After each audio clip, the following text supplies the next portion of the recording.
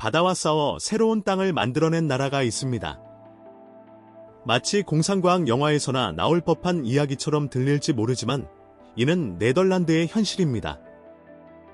수세기 동안 네덜란드 사람들은 물을 큰 위협에서 혁신의 강력한 도구로 바꾸어 놓았습니다. 그들은 획기적인 기술로 광대한 땅을 되찾았습니다. 하지만 이제 해수면 상승과 다른 도전들이 그들의 노력을 위협하고 있는 상황에서 가장 큰 질문은 왜 네덜란드는 처음부터 바다와 싸워야 했던 걸까요? 그리고 그들이 점점 더 어려워지는 싸움에서 계속해서 자리를 지킬 수 있을까요? 함께 알아보도록 하죠. 1. 네덜란드.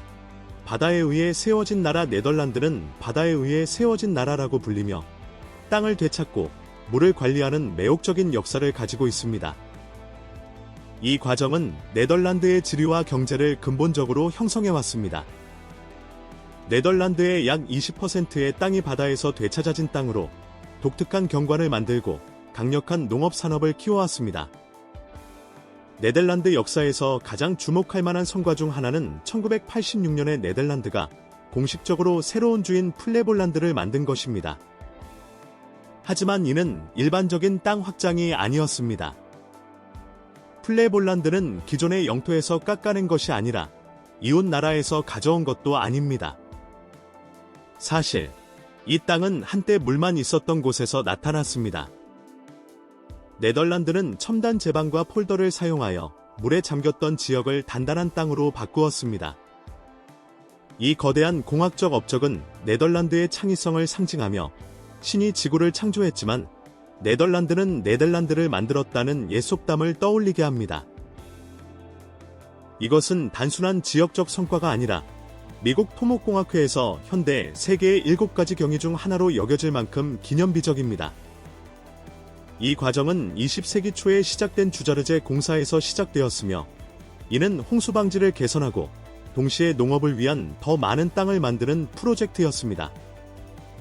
이 프로젝트의 주요 사건은 1932년에 주자르제를 막은 거대한 대민 아프슬루이트다이크의 완공이었습니다. 그 이후로 추가적인 복구 프로젝트가 계속 이어져 위어링엄이어, 노르도스트폴더, 그리고 결국 세계에서 가장 큰 인공섬인 플레보폴더가 만들어졌습니다. 이 작업의 규모는 매우 혁신적이어서 인류공학의 가장 위대한 사례 중 하나로 여겨집니다. 하지만 이 공학적 기적이 미래의 재해를 예방하기에 충분했을까요? 이 기술들이 시간이 지남에 따라 어떻게 발전했는지 살펴보겠습니다. 이 네덜란드의 땅 되찾기 뿌리. 네덜란드는 바다가 땅을 침범하는 것을 막는 오랜 전통을 가지고 있으며 이는 역사적이고 실용적인 의미를 지닙니다. 이 노력은 주로 제방 건설, 땅 되찾기, 그리고 고급 물 관리 시스템을 통해 이루어집니다. 그들은 2000년 이상 바다에서 땅을 되찾아왔으며 물과 씨름하는 노력은 오늘날 우리가 보는 공학의 경이로움을 만들어냈습니다. 초기 정착민인 프리시안족은 기원전 400년경에 테르펜이라는 흙더미를 쌓아 마을을 해수면 상승과 홍수로부터 보호했습니다. 이 지속적인 전투에서 중요한 순간은 1690년에서 1612년 사이에 뱀스터 폴더가 만들어진 것입니다. 이 지역은 물에서 되찾아진 땅으로 현재까지도 그 경관의 뛰어난 보존 덕분에 유네스코 세계유산으로 남아 있습니다. 뱀스터 폴더는 네덜란드의 땅 되찾기 역사에서 많은 비범한 업적 중 하나를 나타냅니다. 20세기로 넘어가면서 네덜란드는 다시 한번 물 관리에 나섰습니다. 주자르제 공사는 세계에서 가장 야심찬 물 관리 프로젝트 중 하나로 주자르제를 아이셀미르로 변환했습니다. 이 변화는 위어링엄이어와 노르도스트폴더와 같은 새로운 폴더의 생성을 이끌어내어 네덜란드의 농업 땅을 확장시키고 홍수 방지를 강화했습니다. 사실 20세기까지 네덜란드는 복구 노력을 통해 약 640제곱마일의 땅을 추가했습니다. 지도에서 색칠된 모든 지역은 한때 물에 덮여 있었지만 수세기의 공학 덕분에 이제 네덜란드의 일부가 되었습니다. 땅을 지키고 되찾으려는 노력은 네덜란드 역사 내내 지속되어 왔습니다. 프리시안족은 이 지역의 첫 정착민으로 북해로부터 그들의 땅을 보호하기 위해 테르펜을 쌓기 시작했습니다. 시간이 지나면서 그들의 창의성은 발전했고 네덜란드는 담수호를 배수하는 데 중요한 도구인 풍차를 발명했습니다. 15세기에는 호수가 단순한 불편함이 아니라 위협이 되었습니다. 폭풍이 불면 호수가 넘쳐서 그 사이의 땅을 침식시켰습니다. 그런 호수 중 하나인 하르렘머는 끊임없는 피해로 인해 물늑대라는 별명을 얻었습니다. 오늘날 그 호수가 위치한 곳은 암스테르담의 스히폴 공항이 있습니다. 증기 동력 펌프 스테이션의 도입으로 땅 되찾기가 가속화되었습니다. 네덜란드는 이제 하르렘머와 같은 훨씬 더 큰 호수를 배수할 수 있게 되었습니다.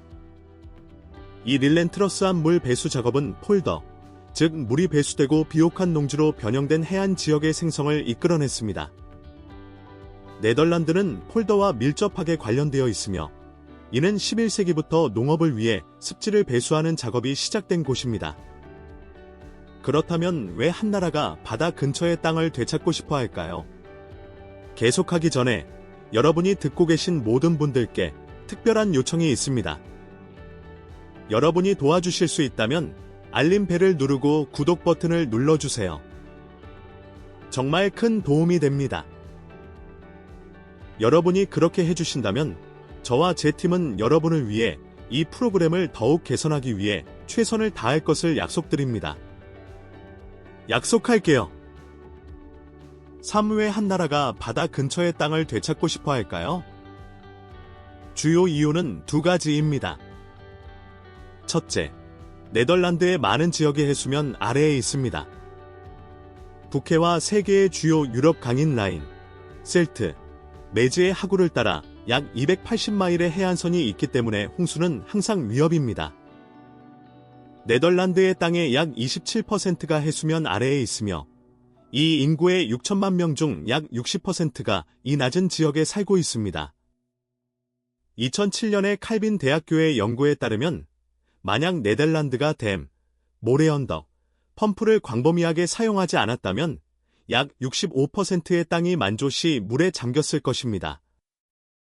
둘째, 땅 되찾기는 네덜란드의 공간 필요성에서 비롯됩니다. 특히 농업을 위해서요. 80년 이상 전에 식량 안전은 네덜란드에게 중요한 문제가 되었습니다. 이 식량 생산에 대한 집중은 제2차 세계대전 동안 겪었던 심각한 기아에서 비롯되었습니다. 미래의 기아를 피하기 위해 네덜란드는 더 많은 농업 땅이 필요했고, 이는 바다에서 땅을 되찾는 것을 의미했습니다. 습지를 배수하는 것은 생존의 문제였고, 정부는 땅 되찾기 프로젝트에 막대한 투자를 했습니다. 이 식량 안전을 위한 노력은 예상치 못한 결과를 가져왔는데, 그것은 튤립에 대한 광범위한 사랑이었습니다. 기아 동안 네덜란드는 튤립 구근이 제대로 조리하면 먹을 수 있다는 것을 발견했습니다.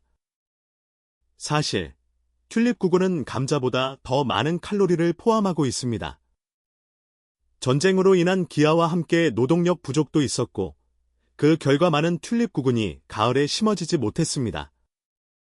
그 결과 대량의 튤립 구근이 썩어버리는 일이 자주 발생했습니다. 튤립 구근이 인구를 유지하는 데 도움이 될 수 있다는 것을 깨달은 네덜란드 식량 공급 사무소는 튤립 요리법에 대한 가이드를 발표했습니다. 레시피에는 튤립 구근 수프, 팬케이크, 커피용 밀가루 추가 등이 포함되어 있었습니다. 놀랍게도 튤립은 수천 명의 생명을 구하는 데 도움을 주었습니다. 폴더로 돌아가면 바다에서 되찾은 땅의 지역은 암스테르담에서 단 10분 거리에 있습니다. 이 새로 만들어진 공간의 많은 마을은 땅 자체보다 더 오래된 것으로 1960년대에 되찾아졌습니다. 운하를 따라 여러분은 여전히 늪을 배수하는 데 사용되었던 풍차를 볼 수 있습니다. 땅이 마른 후 이 풍차들은 곡물을 갈기 위한 용도로 재활용되어 땅을 배수한 후에도 중요한 기능을 계속 수행했습니다. 네덜란드의 땅 되찾기 능력은 필요성과 창의성에 의해 추진되었으며 이 나라는 여전히 고급 공학을 사용하여 물을 관리하고 음식을 재배하며 지속 가능한 생활 공간을 창출하고 있습니다. 이는 자연의 도전에 적응하고 생존과 번영을 위한 해결책을 찾는 인간의 결단력의 인상적인 예입니다. 그러나 그들의 혁신적인 땅 되찾기 노력에도 불구하고 자연의 힘은 만만치 않은 적으로 나타나 국가의 홍수 방지 접근 방식을 재편성한 재앙적인 사건을 초래했습니다. 4. 대규모 공학 프로젝트. 현대의 위협. 1953년 2월 1일 네덜란드는 치명적인 홍수를 경험했습니다. 물이 기존의 제방을 넘쳐 마을을 잠기게 했고 사람들은 잠든 상태였습니다. 그 결과 1,800명이 넘는 생명이 잃어졌고 7만 2천 명이 대피했으며 수천 마리의 가축과 재산이 피해를 입었습니다. 이에 대한 대응으로 네덜란드 정부는 국가의 제방 관리를 개편하기 위한 새로운 법률을 제정했습니다. 홍수 이후 네덜란드는 역사상 가장 야심찬 공학 프로젝트 중 하나인 델타 공사를 시작했습니다. 1954년과 1997년 사이에 건설된 이 댐, 수문, 잠금 장치, 제방, 폭풍 해일 방지 장치는 남서부 네덜란드를 해수 홍수로부터 보호했습니다. 델타 공사는 수백만 명의 생명을 구했을 뿐만 아니라 네덜란드의 경관을 변화시켜 현대 세계의 7가지 경이 중 하나로 인정받았습니다. 최근 네덜란드 정부는 델타라인 회랑 프로젝트를 시작했습니다. 이는 수소 파이프라인과 직류 전력 케이블을 구축하여 에너지 인프라를 강화하는 것을 목표로 하고 있습니다. 그러나 이중 인프라의 복잡성 때문에 이 계획은 2024년 12월에 중단되었습니다. 하지만 네덜란드의 바다와의 전투는 그보다 더 오래되었습니다. 델타 공사 이전에는 아프슬루이트다이크가 있었습니다. 1916년에 폭풍이 주자르제 지역을 침수시켜 물 관리 개선의 필요성을 보여주었습니다. 엔지니어 코르넬리스 레일리는 주자르제 공사라는 계획을 제안했습니다. 이는 주자르제를 댐으로 둘러싸고 담수호로 변환하며 농업과 주거를 위한 땅을 되찾는 것이었습니다. 1927년에서 1932년 사이에 아프슬루이트다이크가 건설되었습니다. 이 길이 32km의 댐은 주자르제를 북해와 분리하여 아이셀미르 호로 변환했습니다. 이 댐은 폴더의 생성을 가능하게 했으며 이는 제방으로 바다에서 되찾은 땅으로 경관과 생태계를 극적으로 변화시켰습니다. 네덜란드는 여기서 멈추지 않았습니다. 마이슬란트케어닝이 등장했습니다. 이는 로테르담 근처의 이동식 폭풍 해일 방지 장치로 델타 공사의 일환으로 1997년에 완공되었습니다. 마이슬란트케어닝은 세계에서 가장 큰 폭풍 해일 방지 장치 중 하나입니다.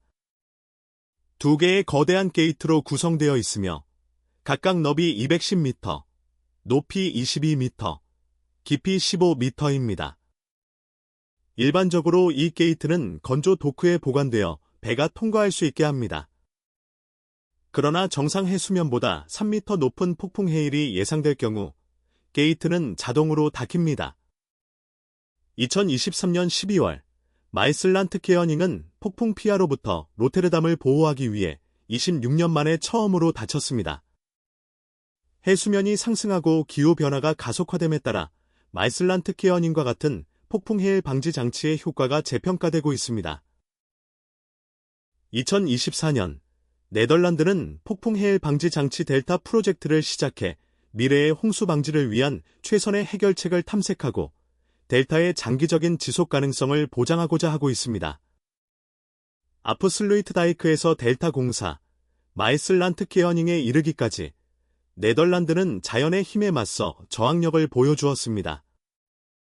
그들의 홍수 방지와 땅 되찾기에서의 창의성은 가장 도전적인 환경적 장애물도 극복할 수 있는 방법을 제시하는 세계적인 모범으로 남아 있습니다. 그러나 이러한 인상적인 공학적 위협이 가장 큰 시험에 직면하면서 새로운 위협이 수면 위로 떠오르고 있습니다.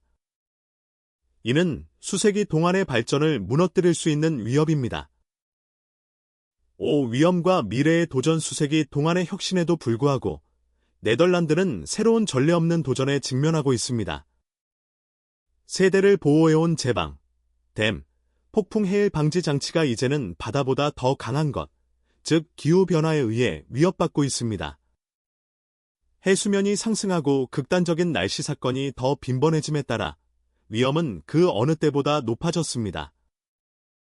이제는 단순히 더 강력한 방어를 구축하는 것이 아니라 이러한 구조물이 얼마나 오랫동안 급격히 변화하는 힘을 견딜 수 있을지가 문제입니다.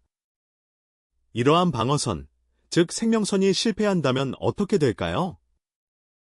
이제는 단순한 가상 질문이 아닙니다. 전체 도시가 잠길 수 있습니다. 네덜란드는 수세기 동안 바다와 싸워왔지만 델타 공사와 마에슬란트 케어닝과 같은 가장 발전된 공학 프로젝트조차도 한계가 있습니다. 바다가 상승함에 따라 이러한 상징적인 구조물은 충분하지 않을 수 있습니다. 그 결과는 재앙적일 것입니다. 네덜란드 정부는 시민들이 바다가 땅을 되찾았을 경우 어떤 일이 발생하는지를 시각적으로 확인할 수 있는 인터랙티브 도구를 만들었습니다. 마을 이름을 입력하면 물이 거리, 집, 그리고 전체 공동체를 침수하는 모습을 실시간으로 볼 수 있습니다. 이는 가장 정교한 시스템조차도 상승하는 수위에 직면했을 때 얼마나 취약한지를 상기시켜줍니다. 이 도구는 피해를 보여줄 뿐만 아니라 개인적인 이야기를 강조합니다. 저지대에 사는 가족들은 어떻게 될까요? 노인이나 자원이 제한된 사람들은 어떻게 대처할까요? 이는 단순한 숫자가 아닙니다. 이들은 시계를 다투며 싸우고 있는 실제 사람들입니다. 상황을 더욱 걱정스럽게 만드는 것은 네덜란드의 미래가 이러한 공학 프로젝트의 성공 또는 실패에 달려있다는 점입니다. 네덜란드는 물 관리를 통해 놀라운 진전을 이루었지만 보장은 없습니다. 네덜란드의 고급 홍수 방어가 상승하는 해수면을 견딜 만큼 충분할 것이라고 생각하시나요? 아니면 이 나라가 피할 수 없는 재앙에 직면하고 있는 것일까요? 아래 댓글로 알려주시고 더 흥미로운 것들을 발견하기 위해 채널을 구독하고 팔로우하는 것을 잊지 마세요. 6. 네덜란드의 대응. 혁신과 생태적 해결책. 한때 바다와의 전투로 정의되었던 네덜란드는 이제는 건조한 시기에 물 부족이라는 새로운 도전에 직면하고 있습니다. 이를 해결하기 위해 네덜란드는 떠있는 농장과 도시와 같은 혁신적인 해결책을 선보이며 기후변화와 도시 밀집 문제에 대응하고 있습니다. 2019년 로테르담은 세계 최초의 떠있는 유제품 농장을 공개했습니다. 이 자급자족 시설은 40마리의 소를 키우며 매년 32만 리터의 우유를 생산합니다. 이 농장은 에너지를 위해 떠있는 태양광 패널을 사용하고 정수하기 위해 빗물을 수집하며 도시에서 나오는 맥주 찌꺼기, 밀기울, 감자 찌꺼기로 소를 먹입니다. 이 순환적 접근은 폐기물을 줄이고 운송 배출량을 줄이며 생산을 소비자와 더 가깝게 가져옵니다. 이 디자인은 또한 투명성을 강조하여 방문객들이 유제품 생산 과정을 관찰할 수 있게 하며 농장은 홍수에도 지속 가능한 생산을 보장합니다. 떠있는 도시 개발의 개념은 해수면 상승과 증가하는 도시 밀집에 대한 대응으로 네덜란드에서 점점 더 주목받고 있습니다. 2009년에 시작된 암스테르담의 스쿤십 지역이 좋은 예입니다. 이 지역은 30개의 수상 필지에 걸쳐 46채의 지속 가능한 주택으로 구성되어 있으며 100명 이상의 주민이 거주하고 있습니다. 이곳은 스마트 그리드에서 운영되며 태양광 패널에서 생성된 잉여 에너지를 공유합니다. 주택은 수위에 따라 상승하고 하강할 수 있도록 설계되어 변화하는 조건에 적응할 수 있습니다. 로테르담은 떠있는 건축물도 수용하여 세계에서 가장 큰 떠있는 사무실 건물과 회의 및 이벤트를 위한 떠있는 파빌리온을 개최하고 있습니다. 이러한 구조물은 로테르담의 물 기반 생활 및 작업 공간 통합 계획의 일환으로 기후 변화에 대한 저항력을 높이면서 제한된 도시 토지를 최대한 활용하고 있습니다. 워터 스튜디오의 건축가 쿤 올트하위스는 떠있는 도시 건축을 발전시키는 선두주자입니다. 올트하위스는 물 기반 개발이 도시 문제에 대한 지속 가능하고 유연한 해결책을 제공하는 블루시티의 개념을 홍보하고 있습니다. 그의 회사는 개별 주택에서부터 더 큰 커뮤니티 개발에 이르기까지 떠있는 구조물의 실행 가능성을 보여주는 다양한 프로젝트를 진행해왔습니다. 떠있는 도시 외에도 네덜란드는 해조류 농업과 해상, 풍력 에너지를 통합하여 지속 가능성을 높이고 있습니다. 2024년 9월 네덜란드는 북해풍력 터빈 사이에 위치한 세계 최초의 상업규모 해조류 농장인 노스시 팜1을 시작했습니다. 이 농장은 5헥타르에 걸쳐 있으며 해조류 재배를 테스트하고 개선하며 탄소를 포획하고 저장하는 잠재력을 연구하여 기후변화 완화에 기여하는 것을 목표로 하고 있습니다. 스웨베닝은 해안에서 18km 떨어진 홀란드스 쿠스트 자우드 풍력 단지 내에 위치한 노스시 팜1은 첫 해에 최소 6,000kg의 해조류를 생산할 계획입니다. 이 해조류는 식품, 의류, 웰빙 제품 등으로 사용될 예정입니다.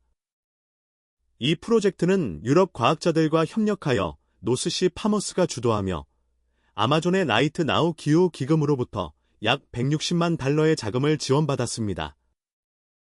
해조류 농업은 여러 지속 가능한 개발 목표와 일치합니다. 이는 토지, 비료, 담수가 필요하지 않아 환경적으로 책임 있는 방법입니다. 해조류가 자라면서 이산화탄소를 흡수하여 기후변화 완화에 기여합니다. 또한 해양생물 다양성을 증진하고 수역을 복원하는 데 도움을 주며 농업용 토지를 피함으로써 육상 생태계를 보존합니다. 이러한 프로젝트를 통해 네덜란드는 기후 문제에 적응하는 데 있어 세계를 선도하며 환경적 장애물을 지속 가능한 기회로 변환하기 위해 혁신적인 공학을 사용하고 있습니다. 7. 자연 보호와 네덜란드 세렝게티 네덜란드는 세심하게 구축된 폴더에서부터 바다를 막는 거대한 수문까지 인간의 창의성에 의해 오랫동안 형성되어 왔습니다. 그러나 모든 공학적 경이로움에도 불구하고 자연의 한 측면인 야생생물은 그들의 통제를 벗어났습니다. 네덜란드는 독특한 자연보호구역을 만들기 위해 네덜란드 세렝게티라는 야심찬 프로젝트를 시작했습니다. 그러나 본래 번성할 것으로 예상했던 이 야생생물보호구역은 재앙으로 변해버렸습니다. 이 프로젝트는 12,350에이커에 걸쳐 있으며 사슴, 말, 그리고 다른 가축을 위한 야생생물 천국을 만드는 것을 목표로 했습니다. 초기에는 여러 온화한 겨울 덕분에 동물 인구가 5,230으로 증가했습니다. 그러나 혹독한 겨울이 찾아오자 숫자가 급격히 감소하여 1,850으로 줄어들었습니다. 이는 무려 75% 감소입니다. 주 정부의 산림 서비스는 동물들이 굶어 죽지 않도록 약 90%를 사냥했습니다. 위기의 원인은 무엇일까요? 바로 늑대와 같은 자연 포식자의 부족으로 인한 과잉 번식이었습니다. 이 보호구역의 실패는 인간이 자연을 통제할 수 있는 한계점을 드러냈습니다. 과잉 번식은 기아로 이어졌고 세심하게 계획된 환경은 고통의 장소가 되었습니다. 네덜란드는 야생생물의 공간을 만들었지만 자연의 주기, 포식자, 과잉 성장, 자원 경쟁을 고려하지 않았습니다. 이로 인해 모든 것이 균형을 잃게 되었습니다. 이 경험은 네덜란드에게 자연의 균형이 그들이 생각했던 것보다 훨씬 더 섬세하다는 것을 가르쳐 주었습니다. 그들은 땅 되찾기와 물 관리에는 능숙했지만 자연의 힘을 통제할 수는 없었습니다. 땅은 인간이 원하는 대로 조형할 수 있는 빈 캔버스가 아니라 고유한 규칙과 리듬을 가진 살아있는 시스템입니다. 네덜란드 세렝게티의 실패는 국가의 보존 접근 방식을 전환시켰습니다. 야생생물을 위한 인위적인 환경을 강요하는 대신 기존 생태계를 보존하고 자연의 균형을 존중하는 방향으로 초점이 이동했습니다.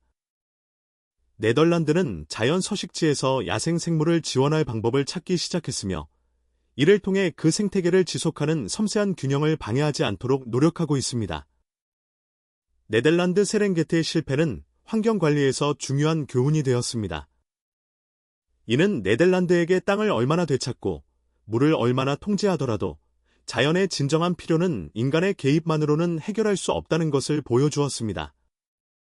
네덜란드가 기후변화, 서식지 손실, 종의 멸종과 같은 새로운 도전에 직면하면서 미래의 보존 노력은 자연의 진정한 필요와 어떻게 조화를 이룰 것인가에 대한 질문이 남아 있습니다.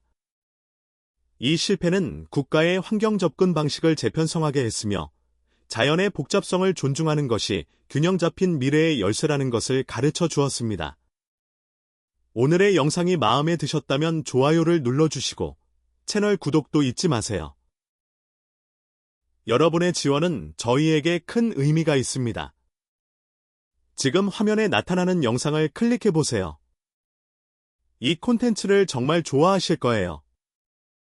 다음에 다룰 나라에 대한 댓글도 남겨주세요. 시청해주셔서 정말 감사합니다. 다음 영상에서 뵙겠습니다.